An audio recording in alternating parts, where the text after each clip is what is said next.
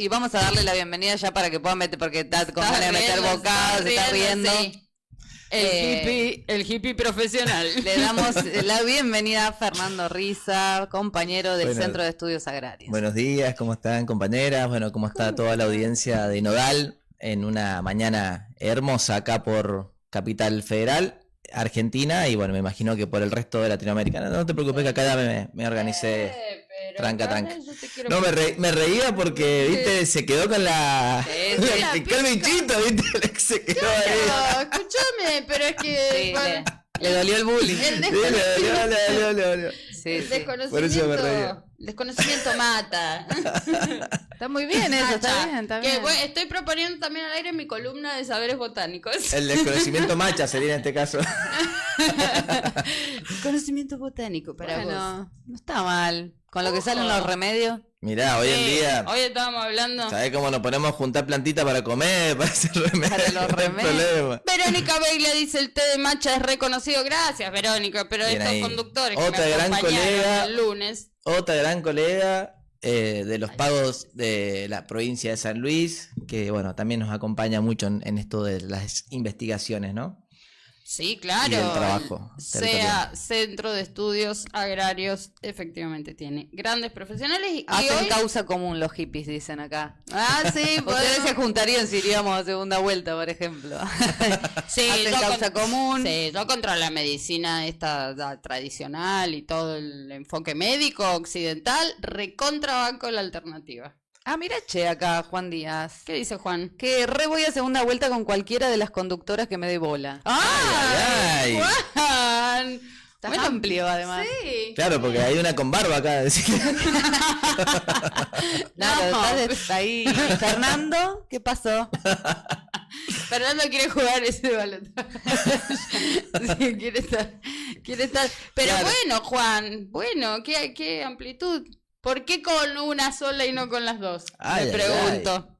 Creo que estoy de mal. La dejamos para un rato la columna. Bueno, Tu segunda, fíjate si querés ir a segunda. Esa sería tu segunda vuelta. ¿Para qué nos invitan? ¿Para qué nos invitan? Están los que van a segunda vuelta y están los que venimos de vuelta. Eso es otra cosa. Esa es otra consigna. ¿Quiénes son los que presentes?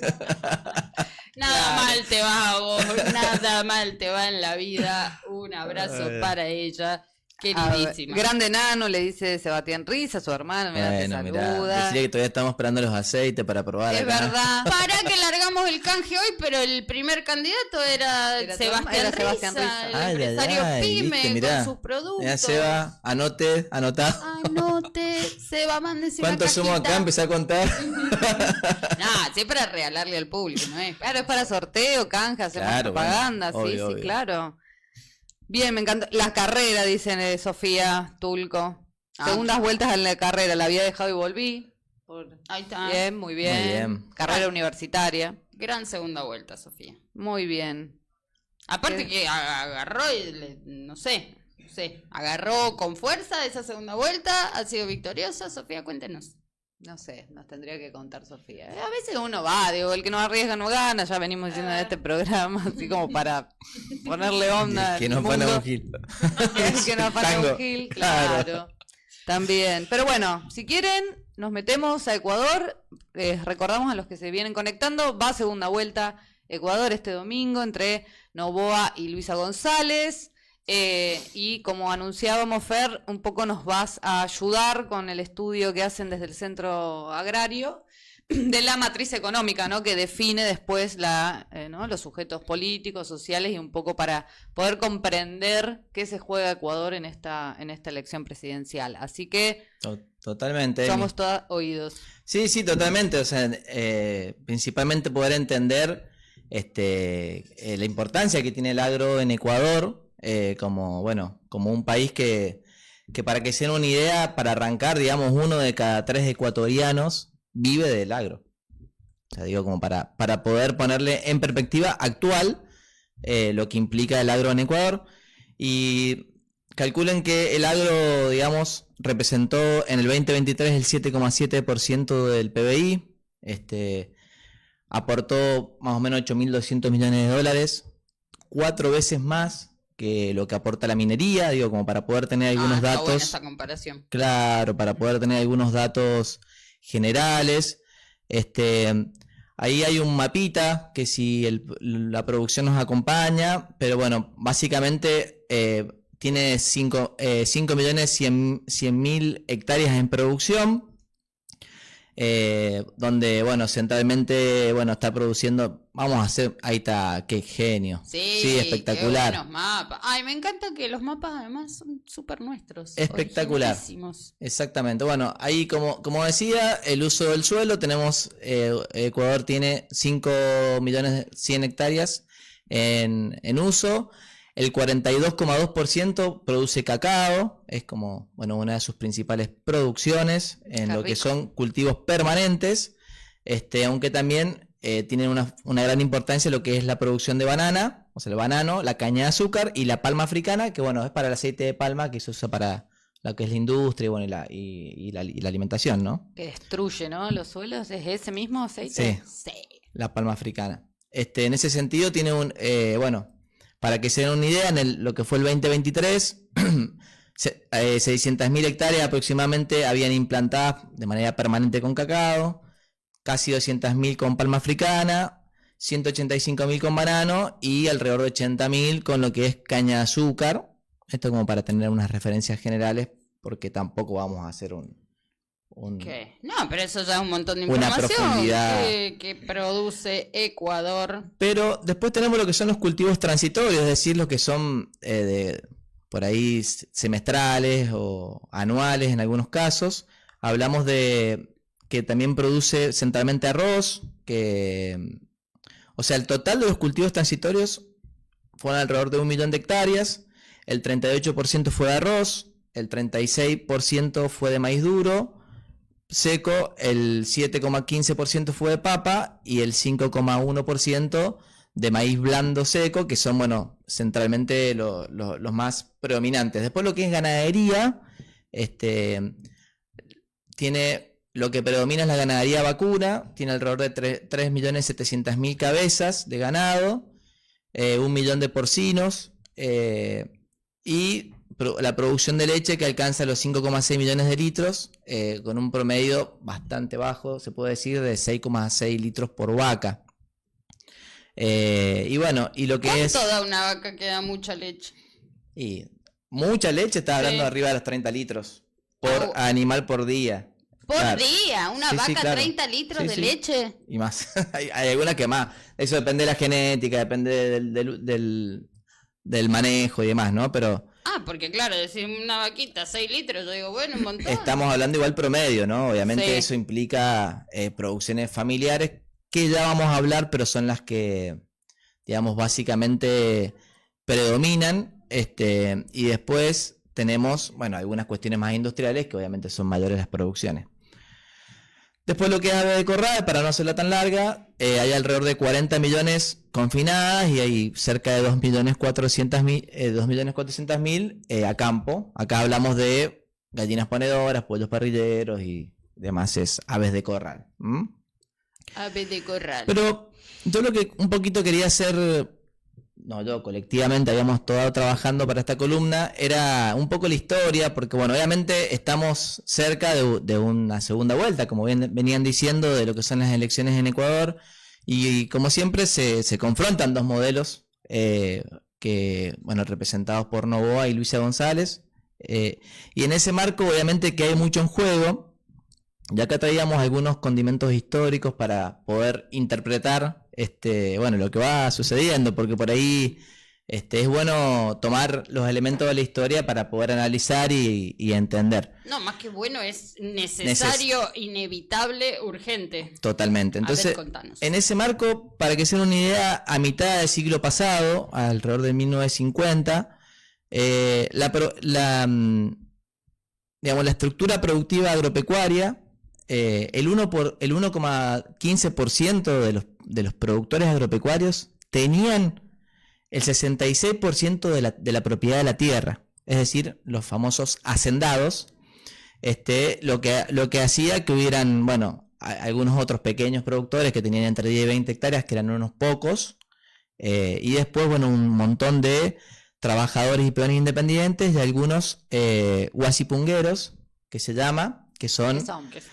Y sería un reflejo de lo que fue el sistema feudal en el Ecuador del siglo XX, se puede decir, Sí. que básicamente eran campesinos que vivían y producían en la tierra El hacendado. del hacendado. Entonces tenían que entregarle gran parte de su producción, o a veces hasta quedaban endeudados con ese hacendado que les daba la tierra para vivir. Un ciervo, digamos. Claro. Exactamente, sí, Ciervo sí, de sí, la gleba. totalmente. Nada más que bueno, que tiene una característica central en la lucha campesina ecuatoriana, el guasipunguero, porque de alguna forma es el que está más en relación con ese hacendado y con su producción. Entonces empieza a tener ese rol de alguna forma poder tener algún juego ahí para hacer. Conoces. Claro, lo conoces desde adentro. Claro. Pero a su vez también estaban las guasidamas, que serían como las amas serían las compañeras del guasipunguero, Sí. que no solamente hacían labores de cuidado del ganado del hacendado, sino que hacían la limpieza de la casa o de las uno dice casa humildemente porque uno humilde, Claro, pero- del castillo, de las haciendas. de la hacienda y de sus posesiones del hacendado, ¿no?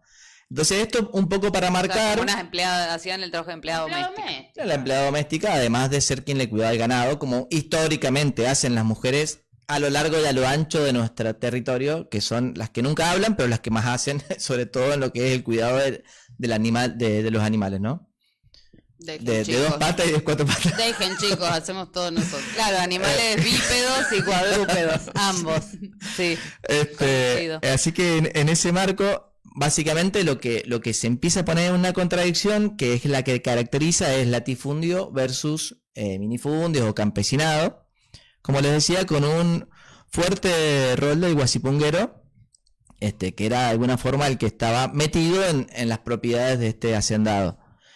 Pero ya en todo lo que es la década del 60 empiezan a haber una serie de descontentos generalizados de todo lo que son los campesinos y los agricultores, centralmente por 2 temas: las reivindicaciones de la tierra, o sea, imagínense que el 1% tenía el 65% de la tierra, A entonces, desalambrar. Sí. y de los pagos más justos a los agricultores, que obviamente, como siempre, eran De tirados miseria, abajo, de miseria. exactamente. Miseria. En ese momento es que empiezan a hacer, o sea, ya había nacido en el 48, en el 44, perdón, pero empieza a tomar más fuerza lo que era la Federación Ecuatoriana de Indios, la FEI, con dirigentes como Ambrosio Lazo, Jesús Gualavicí, Dolores Cacuango, Tránsito Amaguaña, Virgilio Lechón, Miguel Lechón y Neptalí Ulcuango. Ulcuango. Virgilio Lechón, o sea, de líder ganadero. Tiene nombre de líder ganadero. ¿Cómo puede así si te llamas Lechón de apellido? Sí, tenés hermano? que O sea, ser líder ganadero. ¿Sí? qué crack, tal cual. Pero Mal. sí. Bueno, entonces todo este conjunto de... Pero pará, porque aparece un actor central que, digo, seguramente va a tener su derivación actual en una de las fuerzas políticas que está en juego. Esa es la idea de poder ir construyendo ese relato, Me encantó este dato. esa continuidad, pero básicamente lo que ellos peleaban era por la reforma agraria.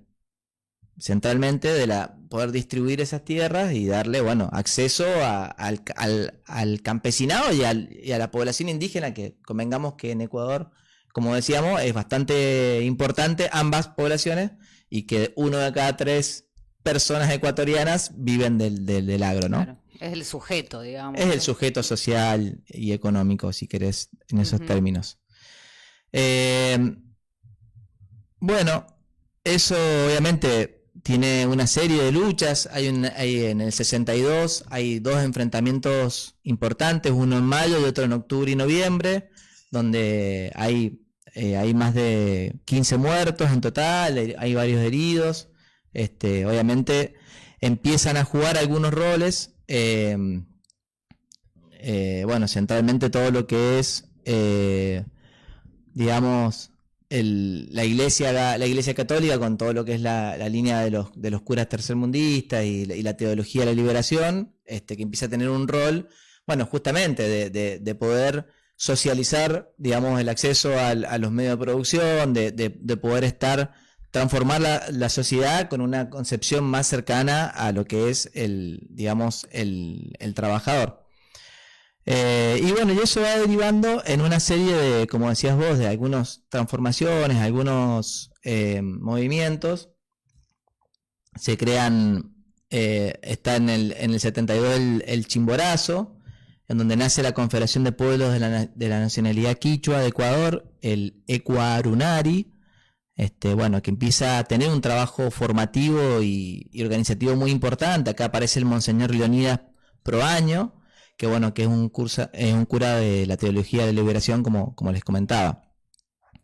Y todo esto va desembocando hasta que en el 86 nace la Confederación Nacional Indígena del Ecuador, la CONAIE, que agrupaba al entonces Ecuarunari y a la CONFENIAE, que era, bueno, la otra coordinadora campesina indígena.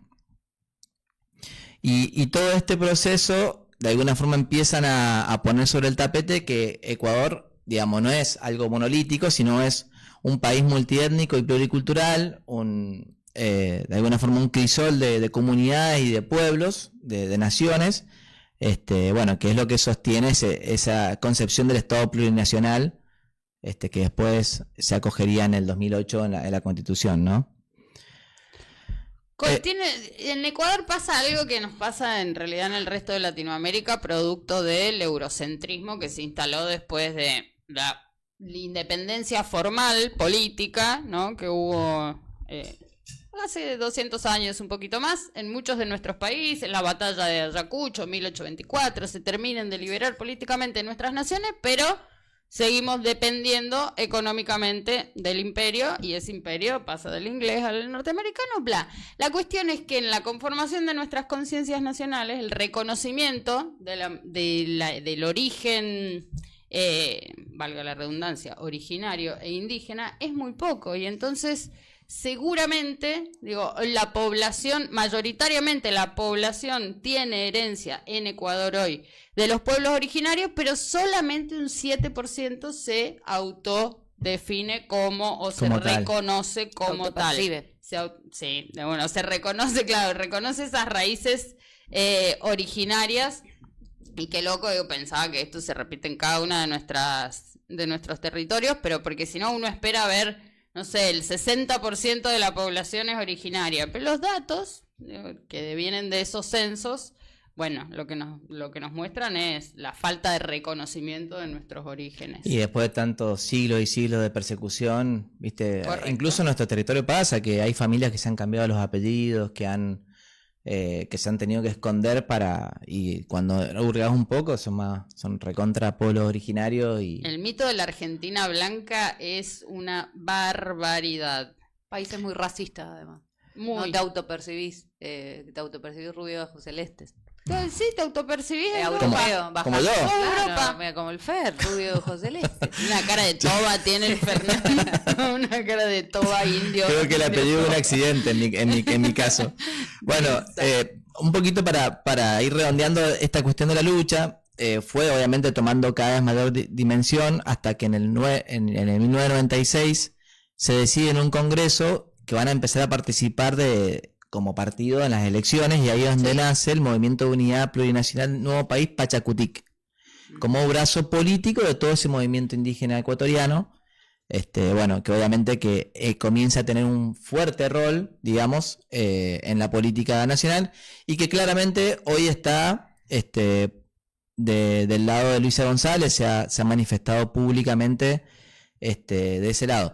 Pero la contracara de esto, digamos, lo opuesto, es quienes concentran la economía en el Ecuador, que es un poquito lo que vamos a contar, porque eso es el proceso histórico. Ahora lo que vamos a empezar a ver son fotos de este momento donde nos encontramos. Ahí hay una plaquita que habla de los grupos económicos del Ecuador. Veámosla. En donde claramente cuando la operación nos acompañe, van a poder ver.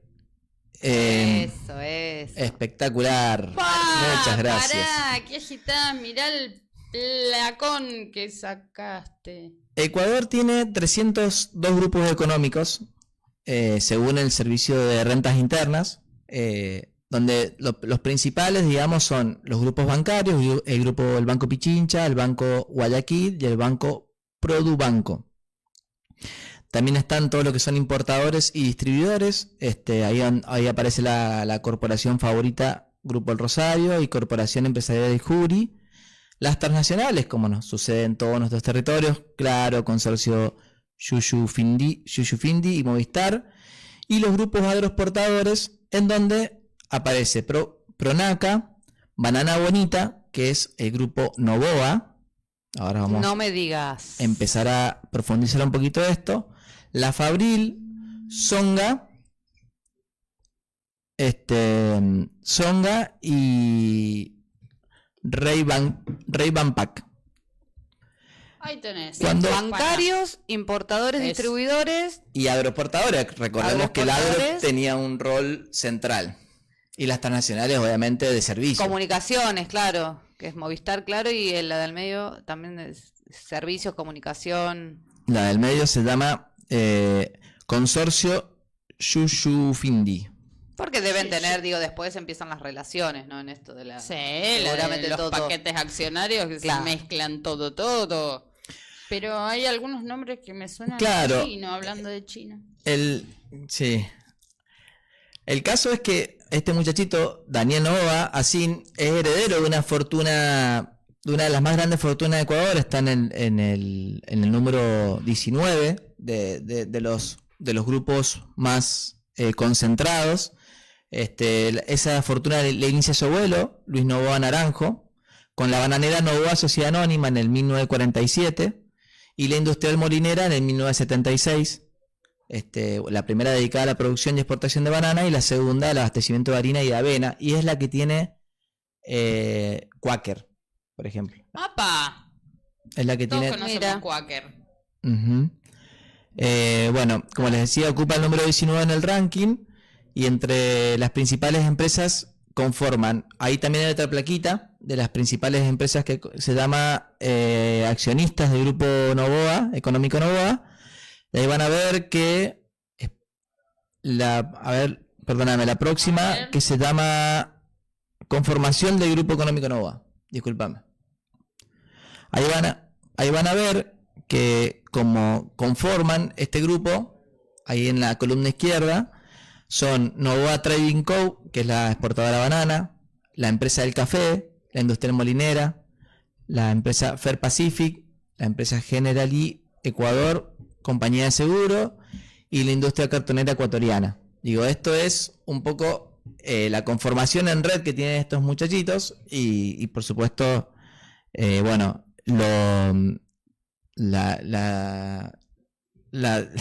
poderío que han logrado generar y que a su vez, como hablábamos, es una continuidad de esos dos modelos de los latifundistas versus los minifundios.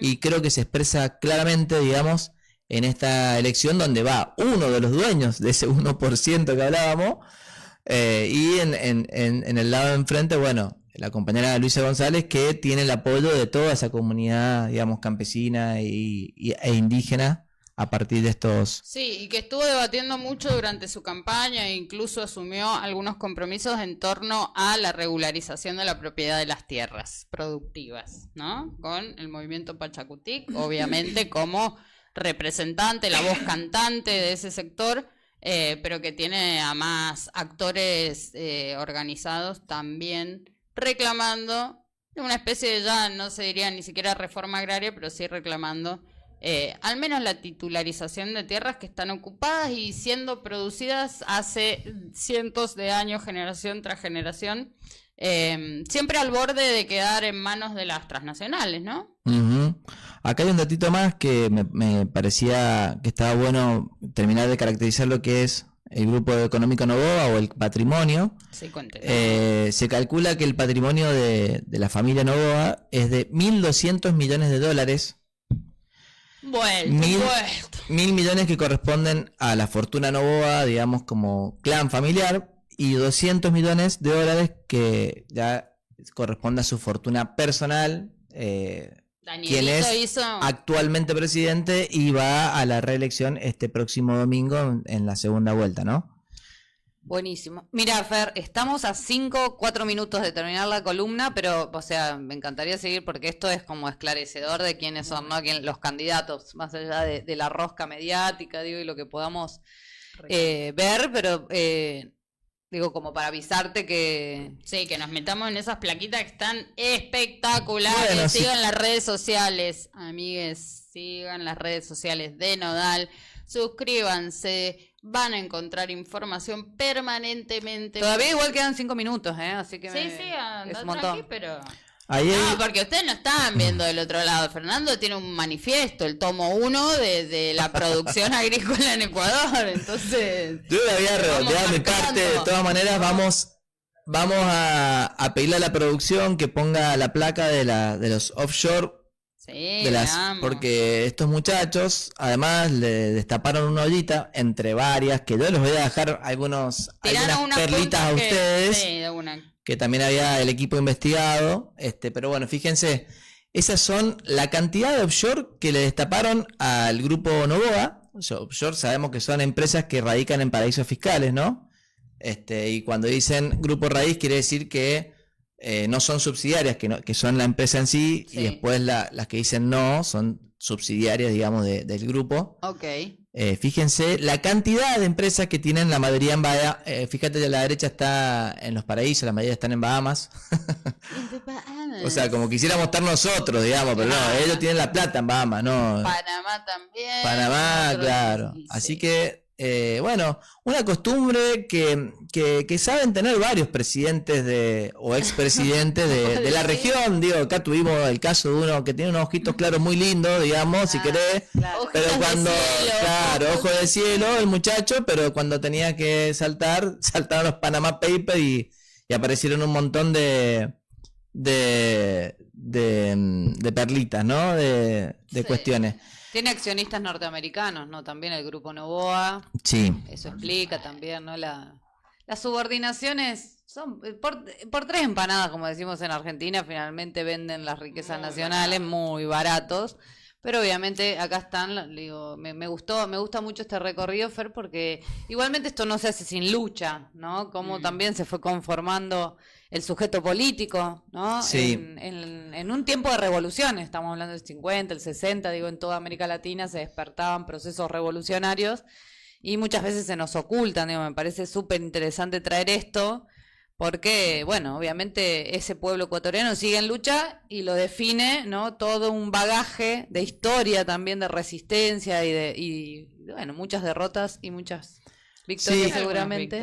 Y en ese marco también las compañeras se organizan. Fíjate que las mujeres rurales del Ecuador, que también hay una plaquita, conformaron una red hace poco que vienen trabajándolo hace más de 10 años. Y esto ha logrado articular más de 26 organizaciones indígenas, campesinas, montuvías y afro de la sierra y de la costa y Amazonía ecuatoriana. Ahí están, cada uno de esos son los nodos, digamos, de las distintas organizaciones, de estas, como digo, 26 organizaciones de compañeras que se organizan, que también, si quisieran, hay un pequeño videíto. Sí, queremos verlo, que cuenta un poquito en voz de quienes son de alguna forma las protagonistas, cómo han logrado organizarse en una red que abarca, digamos, prácticamente todo el país, si uno lo ve en perspectiva, y justamente hablando del sujeto, como decían, en este caso son las mujeres campesinas e indígenas que se han organizado en red. Y que si la producción nos acompaña, les pedimos que nos ponga el videíto, que es cortito. Espectáculo. Nos sorprende, Fernando, el nivel de organización de las mujeres campesinas rurales indígenas. No, para nada. Para nada. Nos sorprende. A donde sea que vayamos están. A ver, ahí sí se escucha. Rurales representamos más de 1/3 en la población rural mundial. En Ecuador, el 61% de las mujeres del área rural nos dedicamos a las actividades agrícolas. Producimos su comida y somos las productoras de alimentos para nuestras familias y comunidades. Somos las guardianas de nuestras semillas y el patrimonio genético. Movemos las economías locales. Y lo hacemos en armonía con la naturaleza. Mientras tejemos solidaridades y resistencias. A pesar de nuestra importante labor, las mujeres rurales enfrentamos discriminaciones que nos hacen vulnerables. El petróleo, la minería y la agroindustria en nuestro territorio nos empobrece, nos contamina, nos enferma y nos desplaza. La mayoría de nuestros empleos son informales y mal pagados. No contamos con el seguro social. El Estado invisibiliza el papel de la mujer rural en torno a la soberanía alimentaria, del trabajo reproductivo y del cuidado. Por eso nos unimos como red de mujeres rurales y levantamos nuestra voz para exigir condiciones de equidad, dignidad y justicia para todas nosotras, que somos quienes sostenemos una alimentación sana, segura y soberana en todo el Ecuador. Por el reconocimiento de las mujeres campesinas, montubias, afro e indígenas como actoras económicas y sujetas políticas. Por el acceso y la democracia de los recursos productivos, como son tierra, agua, semillas, crédito e insumos para la producción y la comercialización para las mujeres rurales. Por la recuperación y la revalorización de los conocimientos ancestrales de las comunidades y en particular de las mujeres. Por el fomento de la agroecología y la protección de semillas nativas para cultivo de productos sanos y respetuosos con la Pachamama. Para exigir la consulta previa, libre, informada y vinculante ante proyectos que ponen en riesgo el buen vivir y atenta contra los derechos de la naturaleza. Por políticas públicas que promuevan la comercialización directa de nuestros productos. Por una participación política y real de las mujeres en la construcción e implementación de las políticas públicas. Por una reforma educativa que respete la interculturalidad y la plurinacionalidad y el acceso libre a la educación y adaptándose a nuestras realidades rurales. Por el acceso universal al seguro social campesino. Por una agricultura sin agrotóxicos. Somos la red de mujeres rurales. Y nuestro compromiso está encaminado en la tal urgente reforma agraria integral y popular. Reforma agraria integral y popular. Ahí aprovecho que mientras estábamos en plena avance de la columna, nuestro compañero Matías Sorier me tiraba ahí data, así que no, que vos me preguntabas respecto a la producción de leche, y me dice que en Ecuador, Venezuela y Colombia, o sea, en el Caribe, las vacas dan poca leche. O sea, en general dan poca leche, no es como en la zona nuestra, digamos que por ahí la producción de nuestros pastos y el clima. Entonces dice que como mucho dan 6 litros, bueno, con 2 ordeños al día dan 11 litros totales, digamos. No, vos sabés que Mariano Yedro nos tiraba un dato de cuántos litros da la vaca en su vida. Ajá. Lo mismo que en bajada. Es muy bueno. A mí me gusta Así mucho. somos. Es muy bueno, ahí sí, hay que... Muy bueno. Sí. Mariano Yedro que nos tiraba esa data, muy interesante. Acá Mariano, hay unos aportes que esclarecedora. está haciendo Matías Casiabue que son extraordinarios detrás de la parte de operación. Así que después le vamos a pedir que los traiga al aire. Ahora te la cobrás. Al revés. Quiero leer que acá, mira, los mensajitos que mandás. Manuel, desde Colombia, apoyo a Luisa González. Fuera la corrupción de nuestros hermanos ecuatorianos, dice Manuel. Gracias, Manuel, por estar conectado. Cristian Parra, buenos días. Saludos desde Santiago de Chile. A Yedro le hacen bien las jornadas rurales, dice, aprende muchísimo. Dice otro. Laurena Sosa, otro colega e integrante del Centro de Estudio Agrario, el especialista en la parte ganadera. Así que él debería estar. Un saludo para Laureano. ¿Se viene algo del SEA que tengamos que saber? Bien, bueno, como Fer, siempre, trabajando para las jornadas vivenciales, ahora con el proyecto de Nodal a pleno, así que bueno, ya van a ver cositas. Van a ver cositas, vayan a las redes del CEA, vayan a las redes del CEA, en Twitter, en Instagram, seguramente en Facebook, en Facebook, en donde ¿Dónde nos busqué? Nos van a encontrar en la calle, laburando ahí. Sí, en los campos, en cada pedazo de Argentina rural está el Centro de Estudios Agrarios, porque no solo estudia, transforma la realidad, aplica lo que sabe, lo que conoce, la tecnología de punta, algo que se convirtió en una cosa completamente inédita. He acompañado alguna que otra jornada por allí y aparecen unos elementos tecnológicos impresionantes y la cara de sorpresa de las y los productores diciendo, ¿de verdad esto está en mi campo? ¿De verdad van a usar esta tecnología en mi campo? Sí, de verdad. Eso lo hace solo el CEA, Centro de Estudios Agrarios. Del que Fernando, Matías, María, Verónica y varios, Carolina, etcétera, Laureano, bueno, es que son tantos el los Víctor, compañeros y las compañeras. El Bruno Sechín, bueno, si es por... Tantísimos. Sí, de una, perdón. Desparramados por todo el país y más allá, así que creo que ya nos tenemos que ir despidiendo, Fer. Te agradecemos muchísimo, toda la información, a todo el equipo, porque ahora, vamos a entrar a la entrevista con, el compañero de Ecuador que se va a conectar y nos va a contar cómo viene la cosa por allá, pero con esta data ya podemos aprovechar mejor el panorama político. Fernando, te podés despedir, perdón, Emilia, te vamos a despedir, pero tajantemente con esto. ¿Tu segunda vuelta? Dale. Ay, no me lo había pensado. Bueno, entonces andá y pensalo, pero no te podés despedir del programa. Mi segunda vuelta. Sin contar el balotaje, segunda vuelta. Capaz ni siquiera es que fuiste a la contienda, que te bajaste, que no sé qué. Puede ser como la que conté yo. El operador acá. Me tiran por la cucaracha, pero no se le entiende, ¿viste? No se entiende nada. Sí. Te tiraron al auto, venimos ya por la octava vuelta, no sé, 18ª vuelta con la Surán, boludo, renegando como chango, más que esto, segunda vuelta ya vamos por la... Pero seguís apostando a la Siempre, uno fiel, el amor es así y siempre está ahí con la fidelidad, bancando las segundas, las quintas, las décimas... Novena vuelta, ¿viste? Aprovechó y se tiró un marketing. Dale, raja.